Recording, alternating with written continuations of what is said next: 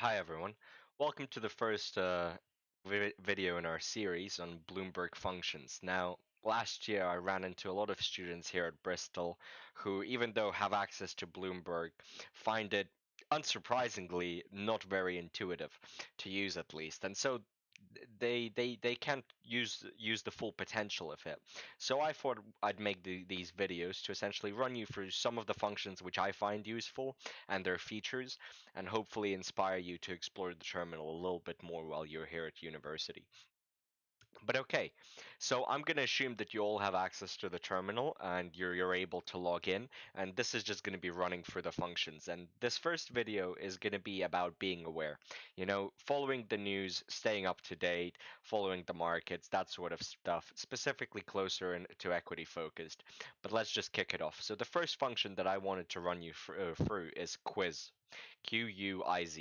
Um, Shout out to another intern at Citibank this summer who showed me the function. But essentially, if you can't get a fix of your weekly pub quiz, then you can come here on a Friday and you can take the quiz. Now I can't take it because it's Wednesday, but we can see the leaderboard here, which you would be able to see after you take the quiz, as well as you can review the quiz. Now these are the questions that came up last week, right? And you can see it's 10 multiple choice questions. You get four options, 30 seconds each. Each second that counts down, you lose 1 point. If you get the question wrong, you lose all of the points for the question.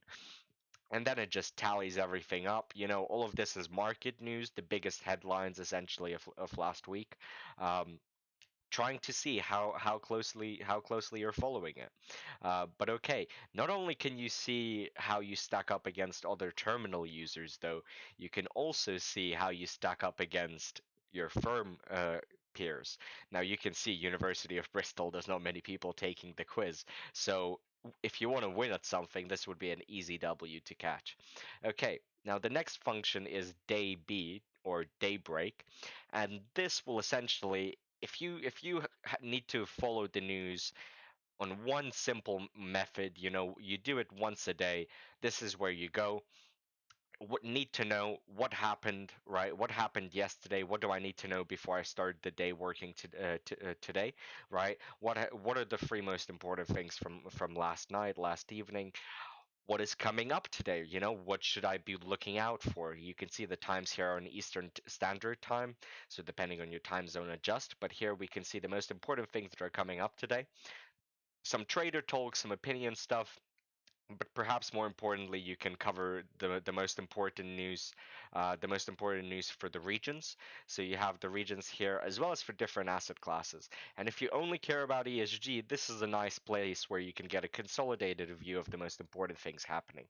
Okay, so essentially we'll just give you the rundown, the summaries of the most important stuff, and then you can go on with your day knowing fully well that you're prepared.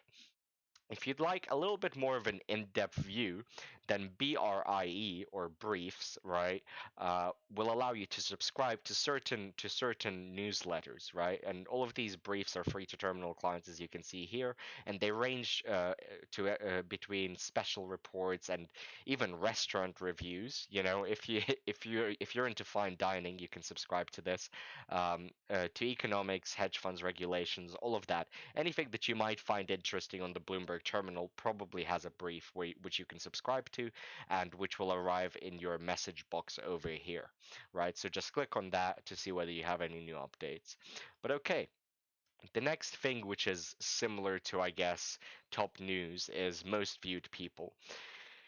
Some of us like like following celebrities, right? Bloomberg terminals like following celebrities too. Only these people are also the ones that are read about on the Bloomberg terminals. So we can see Kathy Wood as a pretty popular one. Uh, Michael Burry shows up from here to there often as well. But these are essentially people who are read about the most, who are searched the most on the terminal, and it gives you a rundown of their role and their organization. And then if you want to, you can click on their name. You can go more in depth. Here you have all of this available information, the recent news stories. So if you want to get an idea of why they're looked up for, why they're so followed today, that could be a good idea, right? Um, just gives you a nice little track of who everyone is speaking about on the street today. Uh, these next couple of functions are very news specific. NI news categories will essentially give you the broadest possible bucket to collect all of the news with.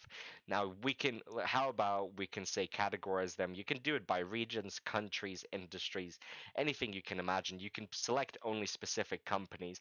Let's do market cap. Let's do 1 billion to 5 billion market cap, and I'll just get a news flow for, you can see these are all of the companies that I'm going to get the news flow. So let's just click search news on category.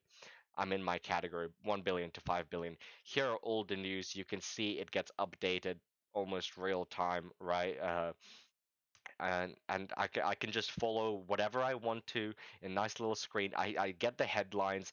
If you want to delve deeper into it, you can click on the news story.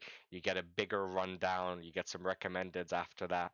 But essentially, nice way to follow stories or categories or regions that you might be interested in.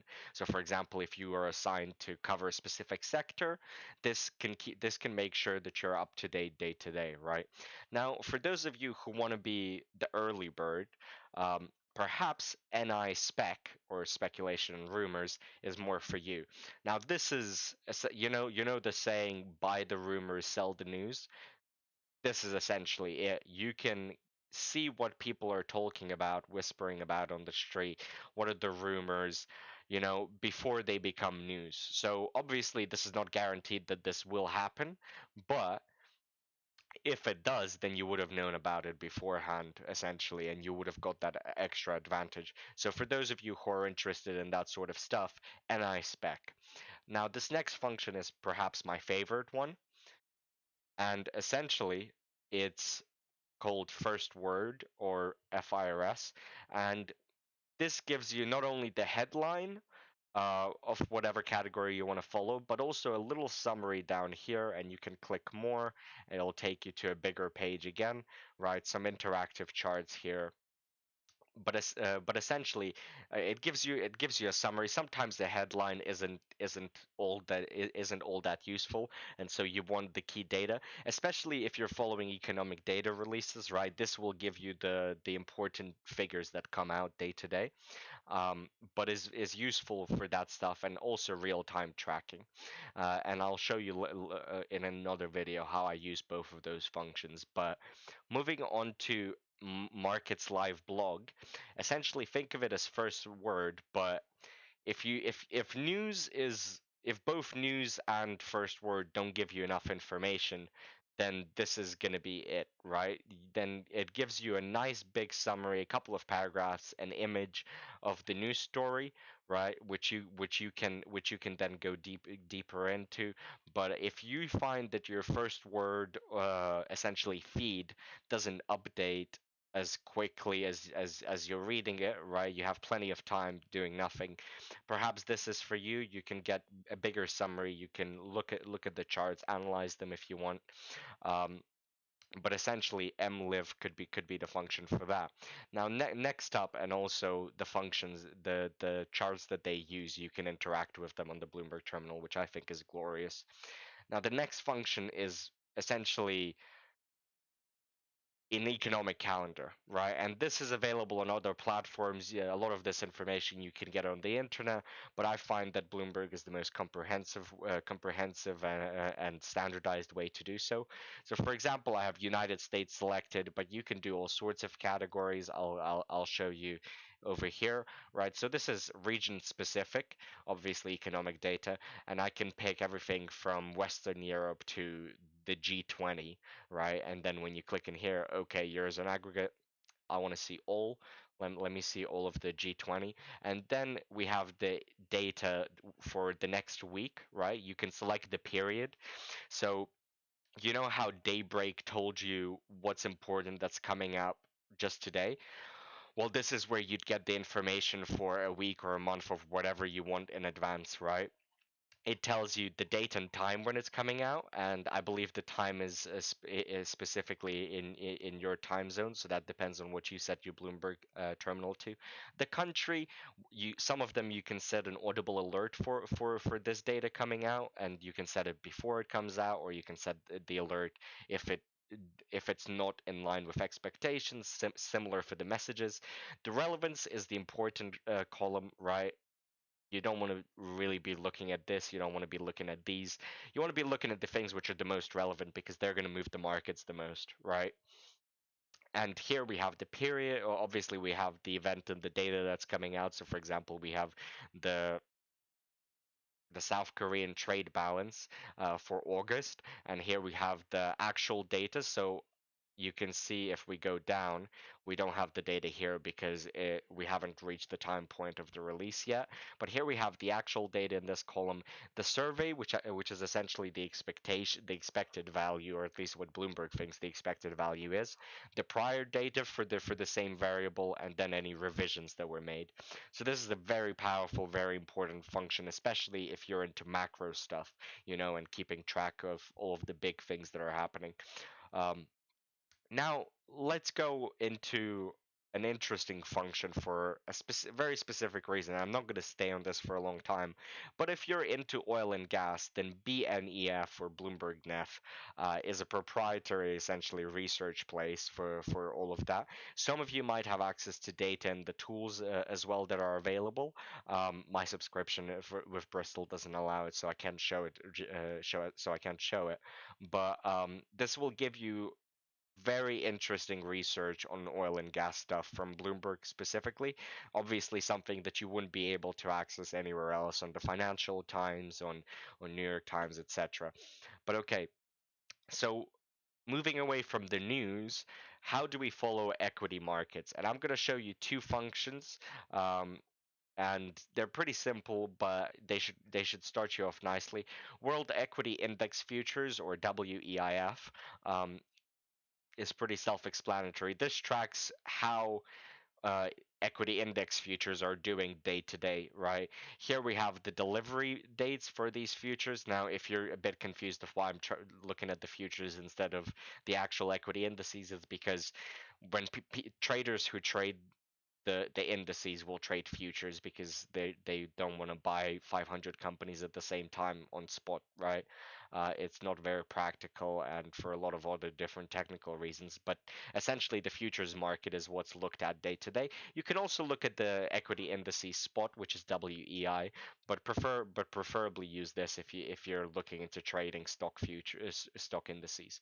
Okay, it just gives you the basic codes, the basic indices, some important technical information, as well as when this data was last updated, I believe. So some of this might be real time. Some of this, for example, might not have opened yet or whatever. But if you wanted to delve a bit deeper, okay, so these are the biggest EMEA indices. But let's have a look a bit further. Okay, I want to look at the Russian index. Okay, you can click on EMEA. You can go down the list. You can find your own one. South African index is here as well. these are this is how you can keep track of what the equity markets are doing day to day on an aggregate scale. But if you wanted to look a little bit more deeper into it and see why it's happening, why is it moving like that, and the news didn't really help you, um, or perhaps you just don't care about the fundamental things and you care about the price action, this function is going to be for you. Move equity index movers, right? This is going to let you essentially see uh, okay, for some reason I have chilly 2-year implied inflation here, but let's say I want to look at the S&P 500. Boom, SPX index shows me the nice chart of how the S&P 500 have been doing over the last day or two, right? And then this is the important bit, shows you the top winners inside the index, so the ones that moved the most, and the top losers, so the ones that lost the most, essentially. And you can group them by industries, etc. You can set different time ranges, so perhaps not just today, but another time. But if you want to see what's actually moving the index day to day, you can have a look at this and see, oh, okay, this is collapsing, this is rocketing, so on and so forth. But okay, I believe this brings us to the end of the first video of functions. Um, if you had issues keeping track with my typing here, I'm gonna drop down a link which is going to lead you to this website right here. It's a resource page for our society. Um, the one file that you care about is the Bloomberg functions quick reference. Click download. It'll have all of the functions that I'm talking about in all of the videos with their codes, short names, and descriptions, as well as a link to another useful resource. So this might be useful than rewatching the video. But okay, other than that, I'll see you in the next video, which is about narrowing down your stock views. And if you think I missed any interesting functions that relate to this sort of being aware stuff, please drop them down in the description and let everyone else know. Okay, bye bye.